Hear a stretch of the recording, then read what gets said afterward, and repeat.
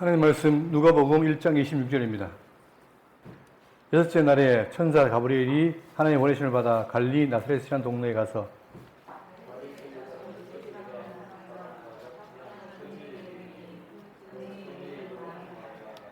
그에게 들어가 이르되 은혜를 받은 자여 평안을 지어다 주께서 너와 함께 하시다 도다 하니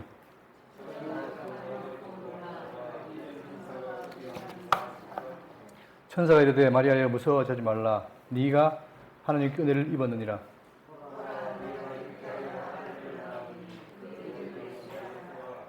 그가 큰 자가 되고 지극히 높으신 이의 아들이라 일컬어질 것이요 주 하나님께서 그 조상 다윗의 왕위를 그에게 주시니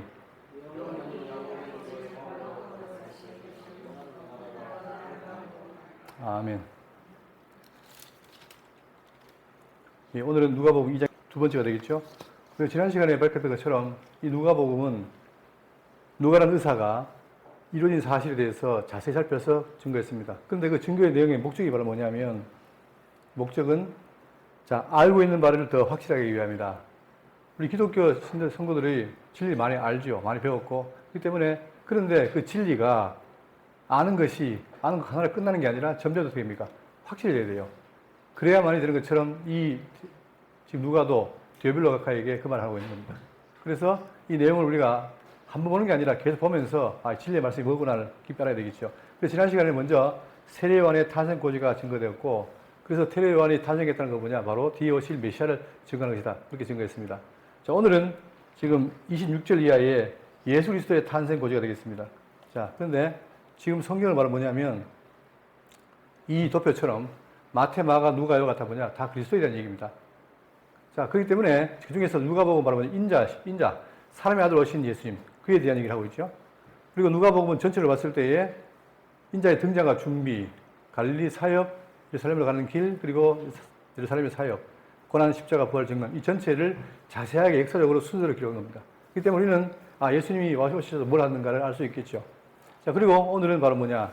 요 중에서 예수 그리스도의 탄생 고지, 이게 굉장히 중요하고 신비로운 게 많습니다. 특히 처녀 탄생, 이런 거는 정말 난제죠. 어떻게 이해해야 될 것인가. 그런데 이 의미가 뭔지를 살피겠습니다. 그래서 여기 보시면 지금 오늘은 지난 시간하고 두 개죠. 자, 완벽한 대칭이 뭐냐. 두 번의 방문인데 가브리엘이 방문을 합니다. 하나는 사가랴, 하나는 마리아. 자, 그래서 이 사가랴 있는 곳은 뭐냐. 유대 산골, 예루살렘 성전이죠.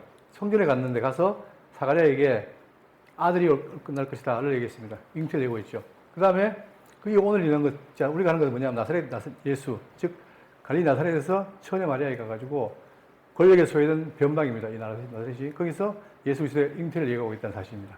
이 두 가지가 어떤 의미가 있는가 우리가 지난번에 했던 것처럼 이 두 개가 중요한 부분이죠. 그러니까 예수님 오시기 전에 먼저 주의 사자가 왔다는 사실 증거 있어요. 자, 본문을 보시면 26절에 여섯째 날의 달에 천사 가브리엘이 하나님의 보내심을 받아 갈릴리 나사렛이라는 동네에 가서 즉 세례요한이 수태한 이후에 세례요한을 수태한 엘리사벳이 수태한 이후에 여섯째 날에 천사 가브리엘이 하나님의 보내심을 받아 갈릴리 나사렛 동네라는 곳에 갔다 했습니다. 이 가브리엘이 갔는데 왜 갔느냐 하면은 마리아를 만나러 간 거예요. 어디에 있는 말이야? 자, 지금 이제 이 내용의 핵심이 바로 뭐냐면은 구약에 예언된 대로 지금 세례요한이 왔고 그가 뭐한다? 장차 메시아를 증거한다 이거죠. 그래서 지난번 정리하면 세례요한이 누구냐? 바로 이사야에 증거한 광야 외치는 자였다. 그리고 말라기로 말하면은 엘리야, 장차 엘리야 온다 한 것처럼 지금 이 세례요한은 주의 사자 그리고 엘리야 그가 왔습니다. 그가 왜 왔습니까? 여기 나오는 것처럼 요한복음 1장 29절에 이튿날 요한이 예수께서 자기에게 나오는 걸 보고 이르되 보라 세상 죄를 짓고 하는 하나님 어린 양이로다. 내가 전에 말하기를 내 뒤에 오는 사람이 있는데 나는 나보다 앞선 것은 그가 나보다 먼저 계심이라 한 것이 이 사람을 가리킵니다. 여기서 나보다 앞선 것은 뭐 말이냐. 지금 얘기처럼 세례요한이 잉태한 지 몇 개월 뒤에 6개월 뒤에 예수님이 오셨죠. 그러니까 예수님이 시기적으로 봐서는 어립니다. 6개월. 자, 그런데 그가 누구였느냐? 나도 그를 알지 못하였으나 내가 와서 물로 세례를 부른 것은 그가 누구죠? 예수님을 누구에게? 이스라엘에게 나타내야 합니다. 장차 이 이스라엘에게 나타난 예수님은 누구냐? 메시아로서 너희를 구원할 자다. 그걸 증거하는 거죠. 자, 그래서 지금 이 내용이 먼저 세례 요한은 먼저 역할이 있는데 그 역할은 다른 게 아니라 예수님을 증거하러 왔다. 이거예요. 뭘로? 메시아로. 자, 그런데 이제 아까 얘기했던 것처럼 자, 가버리 어디 갔느냐? 갈릴리 나사렛 동네에 가서 자, 이 나사렛이라는 게 뭐냐면은 이게 지금 예루살렘은 이 밑에 있죠. 그리고 나사렛은 위에 있습니다. 갈릴리 동네. 굉장히 이것은 후지고 그런 것이에요. 그러니까 자, 왜 나사렛에 갔느냐 하면은 그 이유가 있는 건데 첫 번째 구약 예언의 언어적 상징이 성취가 되어 있습니다. 다시 말하면 이사야 11장 1절에 이새 줄기에서 한 싹이 나며 그 뿌리에서 한 가지가 나서 결실할 것이요. 자, 장차 그 다윗의 아버지인 이세 줄기에서 한 싹이 난다. 그 말은 뭐냐? 메시아가 이세 줄기, 즉 다윗의 후손으로 온다는 사실을 증거하면서 이때에 한 가지가 난다. 이 가지가 뭡니까? 이게 나체르예요. 나체르. 그것처럼 나사렛 사람이라는 말은 뭐냐? 즉 거기서 메시아 난다는 사실을 증거해서 그 따라서 지금 간 것이고 두 번째 이 나사렛의 말은 뭐냐면 비천함과 겸손의 메시아상입니다. 이사야 53장에 증거했던 것처럼 메시아가 오시는데 그가 뭡니까? 화려하고 멋지고 그런 게 아니라 모양도 없고 고운 모양도 없고 풍채도 없으며 사람들에게 멸시를 받아 버림받은 종이다. 그러니까 메시아는 바로 뭐냐? 사람들에게 인기를 끄는 종이 아니라 아주 볼품없는 사람이었다. 그 내용이 바로 나사렛 동통에서 이루어진 것이다. 그 다음에 세 번째, 이방의 갈릴리를 비추는 구원의 빛이다. 여러분 이 갈릴리 지역은 뭐냐? 아주 어두운 것이에요. 전혀 혜택도 못 받고 어둡고 진리와 관계없고 그러다 보니까 그 어두운 것에 누가 오냐? 바로 구원의 빛이 비친다. 흑암에 앉은 백성이 큰 빛을 보았고 갈릴리 일대의 모든 것이 바로 빛을 본다. 그 말이 이루어진 겁니다. 그러니까 지금 갈릴리에서 한 말은 구약의 중요한 내용을 다 담고 있다. 그런데 사람들은 어떻게 되냐? 의문이 뭐냐 하면은 자, 여러분 보세요. 유대인들은 메시아를 기대했습니다. 근데 그 메시아가 아주 초라하고 보잘것없는 메시아가 아니고 화려한 메시아를 그들은 기대했어요. 그런데 실제로 뭡니까? 이것에 나사렛에 나타나니까 어떻게 되냐? 그 반응이 뭐냐면 나사렛에서 무슨 선한 것이 날 수 있느냐? 이거의 반응이에요. 그러니까 그들은 나사렛 예수를 인정을 못하는 거예요. 메시아로. 그만큼 그들에게 기대 안 맞았다는 거죠. 자, 그래서 갈릴리에서는 선지자가 하지 못하였느니라. 이 말도 있듯이 이렇게 천대받는 것이었는데 여기서 인간의 나약함을 구원하기 위해서 누가 왔다? 메시아가 왔다는 거예요. 그래서 표적이죠. 자, 그 당대 사람들 반응처럼 나사렛이라는 것은 굉장히 받아들이기 어려운 것이었다. 그러나 그것은 구약의 대로 이루어진 것이다. 이거 보면은 참 아이러니한 게 뭐냐면 그들이 성경을 연구했어요. 성경을 연구한 사람들이 메시아를 거부합니다. 왜 그렇습니까? 성경이 말하는 것이 말을 정확히 모르기 때문인 거예요. 자, 나사렛 사람이라고 한 것이 있는데도 불구하고 그걸 모르니까 그들은 메시아를 못 받아들인 거죠. 그것처럼 자, 이런 것이 성경에 있다는 사실입니다. 27절. 다윗 자손 요셉이라는 사람과 약혼한 처녀에게 이르니 그 처녀 이름은 마리아라. 자, 그런데 그때 이 갈릴리에 누가 있느냐? 나사렛에 처녀가 있습니다. 굳이 처녀라고 할 이유가 뭘까? 여기에 포인트가 있습니다. 자, 다윗 자손 요셉이라 하는 사람과 약혼한 처녀에게 이르니 그 처녀 이름은 마리아라. 자, 지금 기독교의 난제 가운데 바로 뭐냐면 예수님 출생이 있는데 누가 나왔어요? 누가? 처녀가 난 거예요. 그럼 처녀가 아들 낳을 수 있습니까? 없죠. 당연히 뭐가 있어야 돼요? 남편이 있어야 되는데 없다는 거예요. 없는, 즉 처녀가 나왔다는 사실입니다. 이게 난제인데 지금 바로 뭐냐? 본문에서 27절에서 처녀를 두 번 얘기합니다. 처녀에게 이르니 그 처녀 이름은 마리아라. 자, 그랬을 때에 여러분 여기서 한번 생각해 보겠습니다. 복음이 뭡니까? 복음. 복음을 정의하기를 여러 가지 뜻이 있지만 그러나 로마서 1장 1절에 뭐라 하냐면은 자, 바울이 자기가 하나님의 복음을 위해서 택정을 받았는데 이 복음은 하나님이 선지자를 통하여 그의 아들에 관하여 성경을 약속하신 거라. 즉 그의 아들이 복음입니다. 아들. 자, 그의 아들이 복음인데 그의 아들이 뭐냐? 아들을 가나이 말하면 육신으로는 뭐예요? 다윗의 혈통으로 나셨고 성결행으로는 죽은 자들 가운데서 부활하사 능력으로 하나님의 아들로 선포되셨으니 곧 우리 주 예수 그리스도시라. 자, 여기서 핵심이 있는데 아들이 복음인데 그 아들이 뭐냐? 육신으로는 다윗 혈통이에요. 그런데 성결행으로는 뭐냐? 죽은 자들 가운데서 부활하사 능력으로 하나님의 아들로 선포되었다. 그러면 예수는 누굽니까? 인간의 아들이고 또 누구의 아들이에요? 하나님의 아들이에요. 이 두 개가 참 놀라운 신비인데 이것이 지금 누구에게? 복음인 그리스도에게 이루어졌다는 사실입니다. 그랬을 때에 이 처녀가 뭘 말하는가에 대해서 우리가 집중해야 됩니다.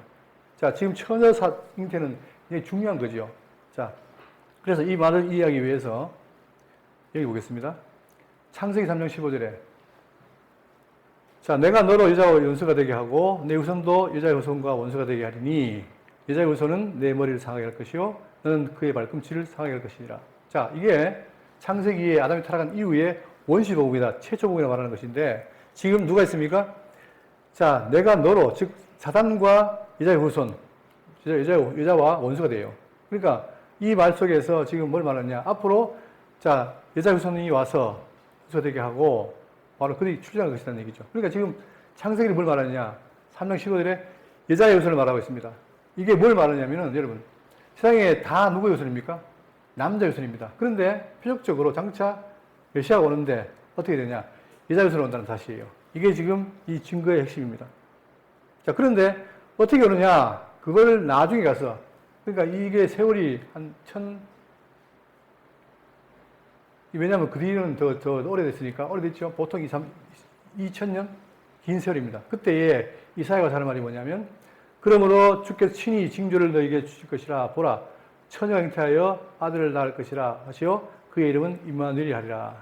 자, 여기서 뭘 말합니까? 누가 낳아요? 그 후대인 이사야가 예언하기를, 자, 처녀가 잉태하여 아들을 낳을 것이다. 그의 이름은 임마누엘이다. 그러니까 인간이 죄를 졌지만 하나님이 계속해서 임마누엘을 하셨다. 그런데 마지막 날에 뭘로? 아들로 오신다. 이걸 말하는 겁니다. 근데 그 아들을 누가 낳았다? 처녀가 낳는다는 거죠. 이 말을 근거해서 지금 방금 얘기했던 것처럼 누가복음 1장 29절에 처녀가 그 말을 듣고 놀라. 자, 놀라죠. 왜? 처녀인데 아들 낳는다니까. 놀랄 거 아닙니까? 왜? 상식이 안 맞는 거니까. 자, 보라 네가 잉태하여 아들을 낳으리니 그 이름을 예수라 하라. 그가 큰 자가 되고 지극히 높은 이의 아들이라 일컬을 지을 것이요 주 하나님께서 그 조상 다윗의 왕위를 그에게 주리라. 자, 왕위를 주는데 그가 누굴 낳습니까? 아들을 낳아요. 이름이 예수예요. 자, 예수라는 말은 우리가 알다시피 누굽니까? 구원자, 그죠? 여호수아, 예수와. 자, 이 말입니다. 근데 이제 이걸 지금 마리아에게 말하고 있습니다. 자, 그러면 여기서 여자 유선이라는 것은 아까 얘기했던 것처럼 자, 지금 타락한 이후에 다 남자 유선인데 장차 메시아가 여자 유선 온다. 이걸 지금 주겠습니다. 근데 그 여자가 어떻게 되느냐? 그냥 온 게 아니라 바로 그 후손이 이게 누굽니까? 이 후손이 바로 메시아예요. 메시아가 와서 사단의 머리를 상하게 하고 사단은 내 발꿈치를 상하게 한다. 그 말은 뭐냐? 자, 예수님은 치명적으로 사단을 이기지만 그러나 사단은 약간의 상처를 입힌다는 얘기죠. 이걸 예언하고 있는 거예요. 언제? 마리아 때, 아담 때에. 그죠? 자, 그래서 그 뒤에 아까 얘기했던 것처럼 처녀 사건을 예언하고 있습니다. 친히 징조를 너에게 주실 것이요. 보라, 처녀가 잉태하여 아들을 낳을 것이요. 그의 이름을 임마누엘이 하리라. 자, 그러면 이 두 가지 관계, 창세기 3장 15절과 이사야 7장 14절의 관계가 어떻게 되느냐? 여기 보시면, 자, 여자 유선과 처녀 마리아의 관계, 어떤 관계냐면 예언과 성취의 관계로 남성의 씨가 겹치지 않는 특성이다. 즉, 다 남성의 씨로 나는데 유일하게 한 사람만 어떻게 되냐? 자, 예언과 성취다. 즉, 창세기 3장 15절에 대한 성취가 바로 뭡니까? 이사야 7장 14절의 예언인 거예요. 그러니까 이것은 바로 뭐냐? 이 예언은 남성의 씨가 겹치지 않은 탄생입니다. 유일하게 누가? 남자 관계가 하지 않고 낳는 아이다 이거예요. 그리고 이거는 뭐냐면 원죄의 단절입니다. 즉, 지금까지 이어졌던 모든 인간의 죄가 이제는 단절이라는 의미를 갖고 있습니다. 그렇죠? 자, 그리고 이 말은 뭘 말하냐면 참 인간성의 약포입니다. 그러니까 뭐냐면은 이를 통해서 자, 누가 오느냐? 인간이 온다는 거예요. 그 말은 뭐냐면 그가 하나님 아들인데 동시에 인간이라는 거죠. 그래서 자, 방식은 자, 유일한 남성의 씨가 언급되지 않는 것이다. 그러니까 지금 그 말처럼 가브리엘이 와서 말한 건 뭐냐면 남자는 모르는데 여기 보시면 요셉과 약혼을 했지만 어떻게 됩니까? 함께 관계 안 했어요. 처녀예요. 그걸 강조하는 거예요, 지금. 그렇기 때문에 남자의 씨가 아니라는 거죠. 그런데 남자의 씨가 아니지만 누가 됩니까? 성령이 감동이 되었어요. 성령의 능력을 입힌 거예요. 그러니까 제가 마리아가 낳은 아들은 뭐냐? 분명히 낳았지만 그는 남자의 씨가 아니라 뭐다? 성령의 능력으로 잉태한 것이다. 그 다음 목적은 사단을 멸할 구원자의 출생 방식입니다. 그러니까 이 특이한 거죠. 이 예수님은 뭐냐면 나서 할 일이 있어요. 그게 바로 뭐냐? 우리 인간들을 지리게 한 죄에 몰아넣었던 사단을 이길 자예요. 그렇기 때문에 그거 강해야 되겠죠. 그러면 누가 와야 됩니까? 사람 성경은 안 됩니다. 그래서 하나님이 누굴 보냅니까? 아들을 보낸 거죠. 자, 그래서 원죄의 혈통을 끊고 죄 없는 완벽한 구원자로 출생했다. 예수님이. 여러분, 이게 중요합니다. 왜냐하면 성경에는 뭐냐? 예수가 죄가 있냐, 없냐? 죄가 있어요, 없어요? 예? 없습니다. 죄는 없으시니라. 그런데 무슨 모양으로? 죄 있는 모양으로. 그 말은 뭐냐? 우리 인간이 다 죄가 안 돼 있어 죽었는데 죄를 지었잖아요. 그런데 우리의 모양으로 누가 왔다? 하나님 아들 오셨다는 거예요. 그렇기 때문에 그분이 죄 있는 모양으로 왔지만, 그러나 그분은 죄가 없으신 분입니다. 아예 단절된 분이에요. 그래야만이 죄인의 죄를 살 수 있는 거죠. 그리고 결과는 뭐냐? 바로 참 하나님이자 참 인간이신 메시아를 선포합니다. 이게 중요한 거예요. 예수님은 누구냐? 인간이지만 또 더불어 동시에 하나님입니다. 그래서 그분이 죄를 살 수 있는 거예요. 그러니까 이 관계를 위해서 지금 이 사연을 뭘 해납니까? 누가 주장한다? 처녀가 잉태하여 알 낳는다. 그죠? 그래서 예수 그리스도의 성육신, 완벽한 성취입니다. 예수님은 완벽한 인간이요, 완벽한 신입니다. 이게 신비죠. 그러나 이것이 지금, 이게 뭐냐? 처녀 몸에 잉태한다는 사실로 증거를 하는 거 있는 거예요. 그런데 무엇이 문제냐면은, 이사야 7장 10절, 14절에 읽어보세요. 여기서 분명히 우리 성경에 뭐라 했습니까? 성경에는 10절에, 14절에 주께 친히 징조로 너에게 주실 것이요. 보라, 누가요? 처녀가 잉태하여 아들을 낳을 것이다. 처녀지요. 처녀란 말은 뭡니까? 수처녀는 남자를 모르는 사람 아닙니까? 그런데 요 단어가 문제예요. 예, 이 단어가 히브리어로 알마입니다. 알마. 그 당시에도 동정녀라는 단어가 있습니다. 처녀라는 단어에 베트라는 단어가 있는데 굳이 알마를 쓴 거예요. 이것 때문에 학자들이 뭐냐? 예수가 처녀가 아니고 누군데? 그냥 젊은 여인에게 난다라고 말하고 있습니다. 그러면 젊은 여인이 나면 어떻게 됩니까? 이 여인이 남자를 알 수도 있고 모를 수도 있잖아요. 그러면 메시아의 독특성이 사라지는 거죠. 점점 이것이 그리스도의 동명의 출생이 중요한 의미를 갖고 있는데 그걸 헛되어버린 거죠. 자, 그런데 처음에는 히브리어 마소라 사버리는 알마라고 표현이 됐지만 이게 점점 어떻게 됩니까? 헬라 70인역, 그 다음에 신약 성경에는 다 뭐라 했느냐? 파르테노스라는 단어를 씁니다. 파르테노스. 이 말은 뭐냐? 처녀라는 거예요. 그러니까 그리스도가 이사야는 좀 멀리 보고 알마를 했다면 가까이 올수록 어떻게 됩니까? 그 여인이 누구다? 처녀라는 걸 확증짓는 거죠. 그러다 보니까 자, 확실하게 파르테노스라는 헬라를 쓰면서 처녀로 특징을 짓고 있습니다. 이게 중요한 거예요. 그래서 자, 시작 성경의 영어에서는 뭐냐? 벌진, 수처녀라는 단어를 쓰고 있죠. 그러니까 예수님의 출생은 뭐냐? 바로 동정녀, 즉 처녀의 모습이 났다는 사실입니다. 그걸 강조하는 거예요. 그래야만이 그의 난 아들이 뭡니까? 남자의 후손이 아닌 거예요. 이해되십니까?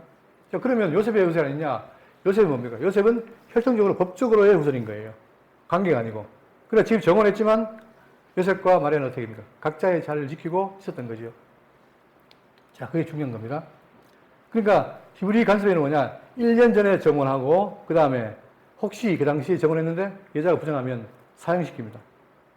그리고 혼전의 성관계도 어떻게 한다? 용납이 않습니다. 그렇기 때문에 철저하게 이걸 보더라도 바로 이 마리아는 뭐냐? 처녀라는 걸 알 수 있는 거예요. 그래서 지금 누가복음 1장 27절에는 뭐냐? 그 마리아의 처녀성을 강조하고 있다는 사실입니다. 자, 그런데 또 여기 보시면 우리가 족보가 마태복음에 나오고 누가복음에 나오죠. 그런데 족보가 차이가 있습니다. 어떤 차이가 있냐면은 마태복음 족보는 뭐냐? 아브라함 시작해서 예수까지 와요. 즉 순서대로 내려오는데 반대로 누가복음 뭐냐? 예수부터 올라갑니다. 즉 하향식이라면 상향식이 올라가서 결국 궁극적으로 누구죠? 하나님으로 가는 거예요. 근데 자, 여기에서 예수의 위가 누구냐? 헬리라는 사람이 있는데 그가 누구냐? 바로 마리아의 관계되는 거죠. 그러다 보니까 지금 이 누가복음 족보는 바로 뭐냐? 마리아의 족보입니다. 마리아의 족보. 대부분이 동의하듯이. 자, 그러면 왜 마리아 족보가 나올까? 그것은 바로 뭐냐? 특히 아까 얘기했던 것처럼 자, 장차 메시아가 누가 난다? 여자의 후손. 여자의 후손을 강조하기 위해서 바로 누구냐? 이 여자가 하나님께서 왔다는 사실입니다. 그걸 증거하는 거예요. 그래서 초점은 바로 뭐냐면 마태복음은 유대인의 왕이다. 예수님이 왕이라는 사실을 증거하기 위해서 아브라함과 다윗입니다. 그의 후손을 왔다는 사실이고 그 다음에 지금 이 누가복음은 뭐냐? 온 인류의 구주입니다. 구주가 되기 위해서 어떻게 돼요? 누구의 아들이 돼요? 하나님의 아들이 되죠. 그렇기 때문에 지금 이 마리아가 하나님 보낸 사자다. 그런 의미인 것 같거든요. 그래서 그가 와서 누굴 낳았다? 누굴 낳았죠? 메시아를 낳은 거예요. 그러니까 마리아 사건은 놀라운 겁니다. 왜냐하면 하나님께서 미리 말씀하신 여자의 우선에 온다는 사실을 증거했고 그거를 그대로 이룬 거기 때문에. 자, 그래서 이걸 통해서 우리가 알 수 있는 게 뭐냐? 마리아가 낳은 자는 인간의 아들이지만 더불어 누구다? 하나님의 아들이라는 사실입니다. 그래서 그가 뭐라 했어요? 온 인류를 죄에서 살 수 있는 거예요. 인간은 못합니다. 왜? 죽으면 끝나기 때문에. 그래서 하나님이 인간의 몸으로 와서 죽으시고 어떻게 했다? 부활합니다. 이게 아무나 못하잖아요. 하나님의 아들만 가능한 거예요. 그죠? 자, 그래서, 자, 그리고 마태복음은 솔로몬 계율이라면 누가복음은 나단 계율이고, 자, 의인은 뭐냐? 다윗의 언약의 법적 계승자. 그래서 즉 예수님이 다윗의 실제 왕통을 와서 요셉의 아들을 낳았다는 것이고, 누가복음은 3장 15절에 이자의 후손의 언약의 물리적 영적 성취를 말하는 것이다. 그렇기 때문에 우리는 앞으로 또 뒤에 배울 텐데, 이 지금 두 개의 조건을 보더라도 마태복음과 마가복음, 누가복음 뭐냐? 하나님의 아들의 인성, 아들의 신성, 두 가지 다 설명하는 족보라는 사실입니다. 그러면 이가 와서, 그러니까 결국은 뭐냐면, 처녀가 낳았다는 말은 뭐냐면, 그분이 낳을 때 어떻게 됐다고 그랬죠? 요셉의 피가 씨가 아니고 누구다? 성령이 능력이 입힌 거예요. 그러니까 낳기는 마리아가 낳았는데, 실제로 그의 씨의 그는 누굽니까? 성령인 거죠. 그러니까 성령이 나왔으니까 누구예요? 성령이 하나님 아닙니까? 그러니까 하나님의 아들이 온 거예요. 혈통적으로는 요셉 혈통이고, 그러나 그것은 법적인 것이고, 법적인 혈통과 실제로의 상황은 바로 마리아가 성령의 잉태로 나왔다는 사실입니다. 그리고 그가 왜 오셨느냐? 자, 이자 유선의 사역이 바로 뭐냐? 그게 바로 뭐냐면은, 자, 갈라디아 4장 4절에 때가 참에 하나님이 그 아들을 보내사, 자, 때가 찼어요. 하나님 모든 것이 때가 있는데 그 때가 된 거예요. 되니까 하나님이 그 아들을 보냈습니다. 아들을 보냈습니다. 그런데, 보세요. 보통 우리는 아들 낳았다 그러잖아요. 근데 보냈단 말은 뭐죠? 실제로 계신 분이 오신 거예요. 즉, 자, 성경에 말하기를 그리스도 선제론, 우리는 선제하지 않았지만 그리스도는 이미 계신 거죠. 그래서 창세전에 성부, 성령, 성녀가 무슨 뭐였습니까? 언약을 맺은 거 아니에요? 그러니까 계신 분이에요. 그 아들을 보내사 여자에게서 나게 하시고, 자, 아들이 바로 그리스도인데 그가 누구에게서? 여자에게서, 즉 마리아에게서 한 거예요. 이 여자가 표적입니다. 이 여자 누구예요? 여자의 후손. 나게 하시고, 율법 아래 나신 것은 율법 아래에 있는 자들을 속량하시고, 자, 왜 율법 아래 났느냐? 그분이 와서 율법의 모든 걸 다 치시고 우리의 죄를 사하기 위해서 오신 거예요. 이거죠. 그리고 어떻게 되냐? 또 죄만 사는 것이 아니라 여전히 우리를 지배하고 있는 죄의 권세, 마귀를 어떻게 하려고? 이기려고. 그래서 요한일서 3장 8절에 죄를 짓는 자는 마귀에 속하나니, 여러분, 죄를 짓는 것은 우리가 마귀에 속했기 때문이에요. 그러면 이걸 어떻게 돼요? 벗어나야 되죠. 그걸 누가 하신다는 거예요? 마귀는 처음부터 범죄함이라 하나님의 아들이 나타난 것은 어떻게 했다? 마귀의 일을 멸하려 하심이라. 지금도 우리가 어떻게 됩니까? 마귀의 일을 하려고 해요. 그때 누가? 성령께서 우리를 하여금 이기게 하죠. 그걸 누가 하신 겁니까? 궁극적으로 메시아가 하시는 거예요. 자, 이 메시아를 누가? 바로 이제부터는 와서 우리에게 하시는 것이다. 그러니까 우리는 어떻게 됩니까? 그분을 의지하고 살아야 되는 거죠. 왜 예수를 왜 믿느냐? 결국은 인간의 가장 중요한 문제인 죄 문제를 해결할 수 있는 분이 그분밖에 없기 때문에. 그런데 지금 여기서는 뭘 말하느냐? 이 메시아가 바로 인간은 되지만 힘이 된다. 그래서 그 특정한 사역을 위해서 누가? 처녀가 난다는 사실을 강조했습니다. 그러니까 기독교의 이 처녀 형태는 너무 중요한 거죠. 표적입니다. 자, 그래서 다시 봅니다. 27절. 다윗의 자손 요셉이라 하는 사람과 약혼한 처녀에게 이르니 그 처녀 이름은 마리아라. 신부는 처녀지만 누구와? 요셉과 뭐였기 때문에? 약혼했기 때문에 법적으로 뭐예요? 요셉의 아내지요. 그러니까 그가 아이라면 누구도 돼요? 법적으로. 아버지가 요셉이 되는 거죠. 그래서 혈통적으로는 요셉의 아들입니다. 그러나 그가 성령의 잉태로 말미암아 낳았기 때문에 그분은 하나님의 아들도 되는 거죠. 이 두 개가 다 이루어지는 겁니다. 그에게 들어가 이르되 은혜를 받은 자여 평안을 지어라. 자, 왜 마리아에 갔느냐? 마리아가 벌써 하나님의 계획 속에 뭡니까? 은혜를 받은 자였어요. 은혜를 받은 자여 평안을 지어라. 주께서 너와 함께 하시도다 하니. 자, 항상 중요한 게 뭡니까? 죄인에게는 뭐예요? 하나님이 떠나시지만 그러나 함께하는 게 중요한데 하나님은 마리아에게도 어떻게 함께 하신 거예요. 이건 우리 기독이 답니다. 우리도 항상 함께하는 게 중요합니다. 그래서 그분을 의지하고 따라가야 되는 거죠. 30절. 천사가 이르되 마리아여 무서워하지 말라. 여러분 이런 광경을 겪었을 때 안 무서워할 수 있습니까? 다 무섭잖아요. 그런데 무서워하지 말라. 왜냐? 네가 하나님께 은혜를 입었느니라. 이 말 속에 뭡니까? 너에게 나타난 것은 너를 두렵게 하는 것이 아니라 네가 지금 은혜를 입었다. 그 은혜로 말미암아 어떻게 돼요? 네가 장차 메시아를 잉태하고 출생할 것이다. 그걸 말하는 거죠. 보라, 네가 잉태하여 아들을 낳으리니 이름을 예수라 하라. 자, 예수란 말은 여호와는 구하신다 이런 뜻인데 예수와 그죠? 자, 그런데 왜 지금 성경에는 나사렛 말을 붙이느냐? 여러분 그 히브리 사람들은 예수라는 이름이 많습니다. 그런데 유독 메시아는 누구냐? 나사렛 사람 예수죠. 그래서 나사렛 예수를 말을 붙인 거죠. 자, 그러면 왜 그가 어떤 자이냐? 그가 큰 자가 되고 지극히 높으신 이의 아들이라 일컬어질 것이요. 자, 그런데 분명히 마리아의 출생을 났는데 뭐가 돼요? 큰 자가 되고 앞으로 큰 자가 돼요. 왕이 되고. 그런데 또 뭐가 됩니까? 지극히 높으신 이의 아들이라 일컬어질 것이요. 실제로 인간인데 여러분 인간이 하나님을 일컬어질 적 없잖아요. 근데 유일하게 예수님 말이 뭐예요? 큰 자로 높으신 이의 아들이라 일컬어질 것이요. 주 하나님께서 그 조상 다윗의 위를 그에게 주시니. 그러니까 예수님은 뭐냐? 다윗의 위로 낳고 또 하나님의 아들이고 이게 다 된다는 겁니다. 아까 얘기했던 것처럼 누가복음 족보는 뭡니까? 족보는 그다음 마가복음 마태복음 족보는 누가복음 족보는 하나님, 마태복음은 왕권 이렇게 말하고 있는 거죠. 영원히 야곱의 집을 왕으로 다스릴 것이라. 자, 여기서 야곱의 집은 그 이스라엘을 말하는데 영원이란 말이 뭡니까? 그러면 이 땅에 앞으로 영원히 이스라엘 나라가 됩니까? 아니죠. 그러니까 성경은 뭐냐? 이것이 처음에는 이스라엘의 왕이 됐다가 나중에는 하나님 나라의 왕이 되죠. 그래서 영원 천국까지 다 연결됩니다. 그래서 영원의 말을 쓰고 있고, 자, 영원히 야곱의 집을 다스릴 것이요. 그 나라가 무궁하리라. 자, 그 나라. 여러분, 그 나라. 여기서 분명히 알 건 뭐냐면은, 나라가 바실레이아입니다. 바실레이아스라는 게 나라인데, 헬라어인데, 그런데 이게 통치라는 뜻이 있습니다. 그래서 학자들이 뭘 말하냐면, 하나님 나라는 통치다. 이렇게 말을 해요. 그러나 저는 이걸 반대합니다. 왜냐하면, 나라는 뭐가 필요합니까? 땅이 있어야 되고, 백성이 있어야 되고, 왕이 있어야 되잖아요. 그러면 하나나라 왕은 누굽니까? 예수님이에요. 그 다음에 땅은 뭐예요? 현재 교회가 있는 곳이죠. 장차 영원한 천국. 그러니까 이게 나라입니다. 그런데 지금 뭘 말하냐? 그 나라가 어떻게 했다? 무궁하리라. 이 나라는 어떤 나라냐? 여러분 지금 전 세계에는 많은 나라가 있습니다. 근데 나라가 다 시끄러워요. 욕심도 많고 늘 막 옥신각신 싸웁니다. 그런데 이 나라 어떤 나라냐? 첫 번째, 하나님 나라는 먹는 것과 마시는 것이 아니요. 어떻게 됩니까? 자, 모든 나라가 먹고 마시는 문제를 가지고 싸웁니다. 그렇죠? 이 먹고 마시는 것에 대해서 자유로운 나라가 없잖아요.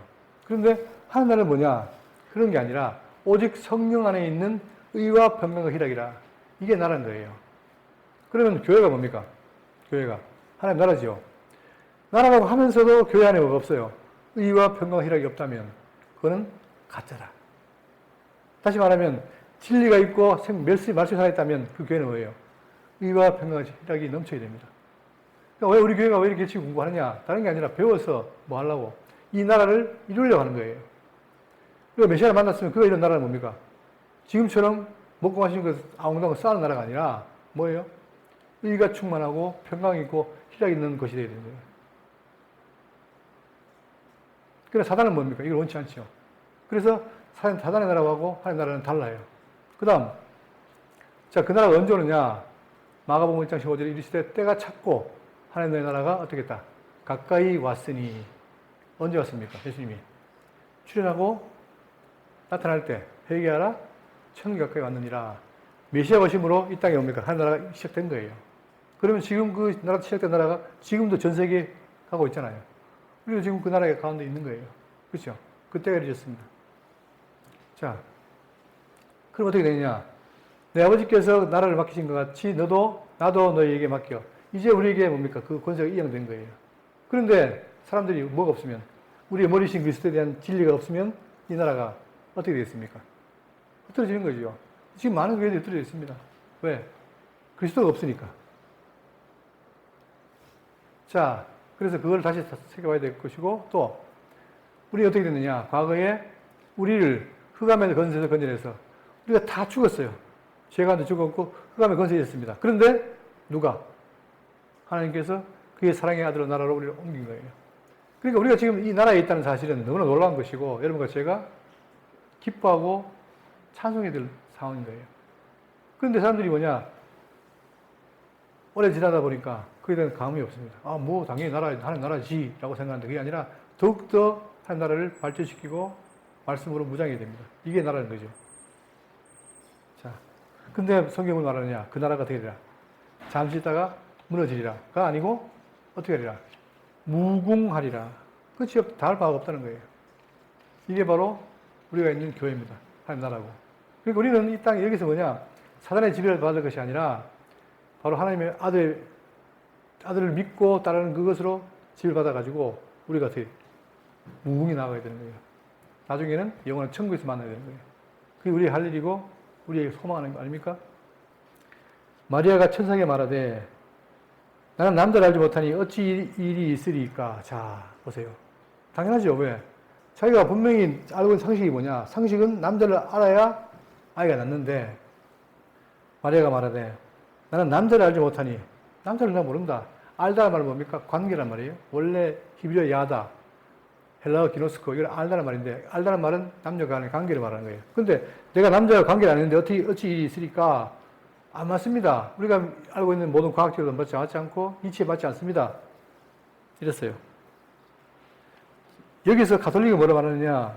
이때 마리아가 영원히 동정이었다 이렇게 말하죠. 그러나 마리아가 영원히 동정은 아닙니다. 마리아가 어떻게 했습니까? 예수를 낳고 나서 예수의 형제를 낳았죠. 그러면 그는 벌써 관계를 한 거예요. 그렇기 때문에 영원한 마리아가 벌진 처녀가 아니라 그도 인간이에요. 단지 어떻게 돼요? 이 메시아를 낳기 위해서 기능적으로 사용됐다는 뿐입니다. 그러나 천주교에서 뭐냐? 이 마리아를 굉장히 숭상하고 우상하잖아요. 우리는 그게 아니에요. 그냥 마리아가 은혜를 받아가지고 어떻게 했다? 여자 유선으로서 아들을 낳았다. 그리고 여전히 일상생활을 했다. 이겁니다.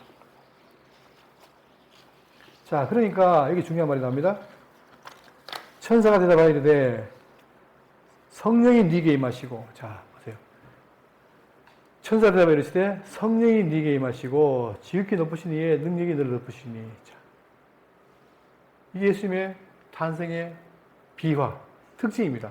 그분은 그냥 사랑관계에서 맺은 게 아니라 어떻게 했다? 성령이 네 임해가지고. 자, 이 말은 뭐냐? 특수한 하나님의 역사지요. 그러니까 삼위 하나님께서 언약하시기를 성부 예정하고 성령 후속하고 성령이 치시는데 그 성령이 임하신 거예요. 누구에게? 아들에게 임해서 덮으시니 이름으로 나실 바 거룩한 이는 하나님의 아들이라 일컬어질 것이리라. 자, 여기 보세요. 아까 그 내용 여기 보시면 복음이 뭐냐? 복음이 아들인데 여기 보세요. 아들로 말하면 두 개를 말해요. 육신으로는 뭐예요? 다윗을 통으로 나셨고, 그런데 그 요셉과 관계하지 않았어요. 몰랐는데 났어요. 그죠? 그러니까 혈통적으로는 법적으로 다윗의 선이에요. 그런데 뭘로? 성결의 영으로는, 자, 성결의 영으로 나신 거예요. 성령은 말 그대로 성령입니다. 성결한 영이에요. 영으로는 죽은 아들 가운데서 부활하사 능력으로 하나님의 아들로 선포됐다. 그러니까 예수님이 성령이 됐다는 말은 뭐냐? 그가 누구라는 거예요? 하나님의 씨라는 거야. 아들. 제라. 그러니까 세상 어디에도 인간을 하나님의 아들이라고 하는 적이 없습니다. 유일하게 예수님 말이 뭐예요? 하나님의 아들인데 왜 그러냐? 그가 성령으로 어떻게 했다? 잉태했다. 성령이 내게 임하시고 지극히 높으신 이의 능력이 너를 덮었다. 그러니까 마리아가 낳은 아이는 뭐냐? 성령의 능력으로 덮여서 난 아이라는 거예요. 그러니까 예수님 뭐라고 합니까? 중요한 고백 있죠? 베드로가 하는 말이 뭐예요? 나를 누구라 합니까? 주는 그리스도시요 하나님의 아들이시니다. 이때 주는 뭡니까? 이때 주는 당신은 이 말이에요. 당신은 그리스도시요 하나님의 아들이십니다. 그리스도의 말 속에 뭐가 있어요? 양성이 있는데 바로 예수님은 인간이고 신이십니다. 왜 신으로 왔습니까? 우리의 죄를 사하기 위해서. 10만이 가능한데 그분이 신이었던 사실입니다. 이게 기독교가 갖고 있는 놀라운 진리고 사람들 못 받아들이니까요. 근데 여러분과 제가 어떻게 받아들이냐? 우리에게 누가 있어요? 성령께서 깨닫게 하는 게 아는 거예요. 우리가 머리 좋은 게 아니고. 예? 아셔야 돼요. 그러니까 우리는 누구냐? 지금도 누가? 성령이 나를 인도하신 존재다. 그래서 성도라는 사실입니다. 36절. 보라, 내 친족 엘리사벳도 늙어서 아들을 배웠느니라. 본래 임신하지 못한다고 버려진 이가 이미 10세 되었다니. 자, 그러면 여기서 또 혹시나 세례 요한도 성령이 됐느냐? 아니죠. 그건 누굽니까? 누구와? 엘리사벳이 누구와? 자기 남편 사가랴와 관계해서 관계한 거예요. 그러니까 세례 요한은 인간이에요. 그죠? 관계에서 낳은 아이예요. 근데 그 세례 요한이 뭐냐? 바로 주의 종이에요. 사자예요. 뭐를? 자기 뒤에 올 메시아를 증거할 자. 완벽하죠. 그러니까 결국은 세례 요한을 뭐 받느냐? 구약 전체의 대표입니다. 세례 요한이. 마지막이고. 그래서 구약 전체가 말하는 거 바로 뭐냐? 메시아에 대한 증언이 있는데 그 증언대로 누가 왔다? 메시아가 오셨다는 사실이 너무 중요하죠. 자, 그런데 딸이 되었나니 대제 하나님의 모든 말씀은 능하지 못하심이 없느니라. 여기서 중요한 말이 나옵니다. 하나님의 모든 말씀 뭐예요? 능하지 못하심이 없다. 그래서 모든 게 말씀으로 되는 거예요. 말씀. 우리가 봤을 때 빛이 있으라. 어떻게 했습니까? 말씀으로 되어진 거죠. 하나님의 말씀은 능치 못함이 없어요. 그런데 이걸 가지고 부자 되기 위해서 기도하면 능치 못함이 없다. 이런 데 쓰면 안 되겠죠. 38절. 마리아가 이르되 주여 여종이 오니 어떻게 해요? 말씀대로 내게 이루어지이다. 우리 모두 만사가 다 어떻게 됩니까? 말씀대로 이루어지잖아요. 그죠? 근데 문제는 그걸 믿고 사는 사람이 있고 믿지 않는 자가 있어요. 믿지 않는 자는 늘 저주하고 하지만 그러나 믿는 자는 뭡니까? 순응하는 거죠. 아, 정말 하나님의 말씀대로 되는구나. 그게 믿으니까 어떻게 우리가 뭐가 생깁니까? 우리에게는 뭐가 생겨요? 믿음이 생깁니다. 말씀대로 되는 것이 되어질 때 우리에게 믿음이 생기는 거예요. 여러분, 여기서 이제 맺겠는데, 우리가 신앙이라는 게 뭐냐? 지금도 천의 탄생을 배웠습니다. 지식이죠. 지식. 그런데 기독교 표현의 중요한 포인트가 있습니다. 바로 뭐냐? 지식을 나는 많이 안다. 근데 어떻습니까? 뒤에. 행위는 냉랭하다. 이런 사람이 있죠. 이거는 뭐냐? 지식만 아는 거예요. 다시 말하면 예수 그리스도를 인격적으로 만나지 못한 거예요. 기독교는 뭐냐? 예수를 아는 지식을 가지고 있는 게 아니고 그 지식이 내 나를 어떻게 해요? 움직여서 정말 예수님이 나의 주님이시구나. 나의 구원주구나를 믿어야 돼요. 그게 바로 뭐냐? 인격인 거예요. 근데 영주주의 사람들은 뭐냐? 영주주의는 알을 강조합니다. 내가 예수 안다. 그런 구원이라는 거예요. 그러니까 많은 영주주의가 어떻게 되냐? 알고 행위가 없어요. 한국교회도, 전 세계교회도 뭐가 많습니까? 구원파적으로. 믿으면 끝나. 알면 끝나. 그들이 말하는 믿음은 뭐가 없는 인격적인 만남이 없는 믿음이에요. 그러나 성경은 뭐랍니까? 우리가 예수님 어떻게 돼요? 알았다면 그를 의지하고 따라가야 돼요. 예를 들면 여러분 바울이 똑똑하잖아요. 근데 바울이 어떻게 했습니까?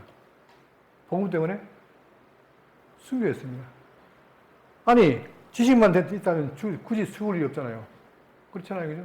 알면 되는데. 그러나 바울은 어떻게 해요? 그게 아니라 자기는 인격적으로 만났기 때문에 예수를 아는 믿음으로 순교까지 당하는 거예요. 그게 기독교 신앙입니다. 그렇다면 오늘 누가복음을 통해서 예수님의 천형태를 생각하시고 이게 그냥 내가 아는 것이 아니라 천형태를 하신 그 예수님이 누구다? 하나님이시구나. 그분이 내 죄를 사하시는구나. 이거를 기억하시고 더욱더 말씀을 깊이 묵상하면서 내가 지금 예수님과 어떤 관계에 있는가? 내가 그를 정말 의지하고 살아가는가? 아니면 직접으로 알고 있는가? 이걸 구분해서 우리가 더욱더 성도로서 하나님의 말씀을 내 마음에 새기고 정말 그 말씀 새기는 말씀이 아까 지사님 기도한 것처럼 삶을 드러나는 것. 이게 성도의 모습입니다.